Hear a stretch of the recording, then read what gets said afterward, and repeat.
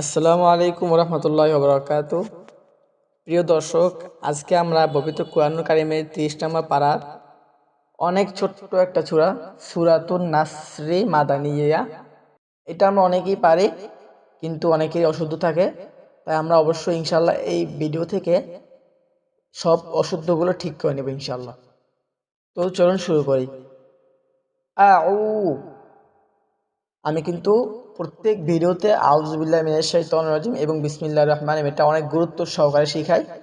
আপনারাও এটা গুরুত্ব সহকারে শিখবেন ইনশাআল্লাহ।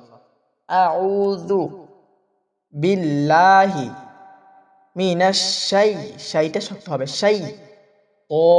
তকাটা দেবো ত একাই টান ত না ত আলি দেবো ত মধ্য বা একালি ত নির জিম জিম মধ্যে আর জি তিন আলিফ, ঠিক আছে।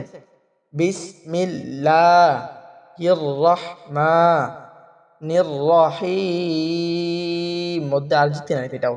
এরপরে ইদা জাল আই দেবো যা মধ্যে তবে এক আলিফ ইদা জিম আই দেবো যা মধ্যে মুত্তাসিল চার আলিফ, এখানে উপরে মোটা চিহ্ন চার আলিফ টান হবে। মদ হরফের উপরে কি মোটা চিহ্ন চার আলিফ টান হবে। ইদা জা নাসরুল্লাহি ওয়াল ফাতহ ফাতা দেওয়ার ফাত, ওই হাটাও একটু উচ্চারণ করতে হবে ফাতহ, ঠিক আছে।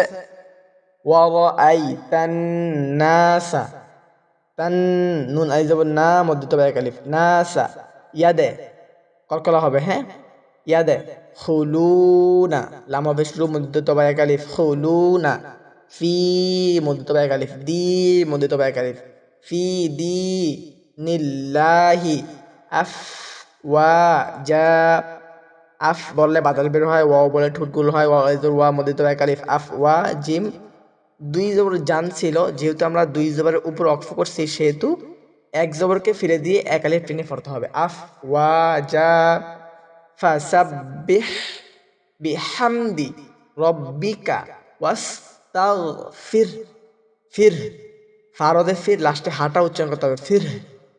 ইন্নাহু কানা কাপ আই জবর কা মধ্যে তবাই এক আলিফ কানা তাও ওয়া আই জবর ওয়া মধ্যে তবাই এক আলিফ ওয়া বা এখানে বা দুই জবর বান ছিল, যেহেতু দুই জবর উফ করছি এক জবর ফেলে দিয়ে একালে টেনে পড়তে হবে তাও ওয়া বা, ঠিক আছে।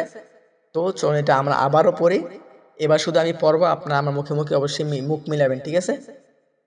ইযা জাআ নাসরুল্লাহি ওয়াল ফাতহ ورأيت الناس يدخلون في دين الله أفواجا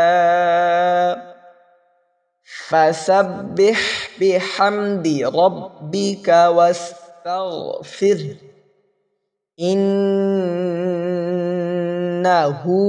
كان توابا সদাকাল্লাহুল আযীম। তো প্রিয় দর্শক, অবশ্যই আপনাদের এই ভিডিওটা যারা দেখছেন তাদের থেকে অনেক উপকার হয়েছে। আমার জন্য আপনারা দোয়া করবেন, আমিও আপনাদের জন্য অনেক দোয়া করি। আপনারা যারা নাকি কোরআন শরীফ একেবারেই পড়তে পারেন না তারা অবশ্যই আমাকে কমেন্টে জানাবেন ইনশাআল্লাহ। আসসালামু আলাইকুম রহমতুল্লাহ।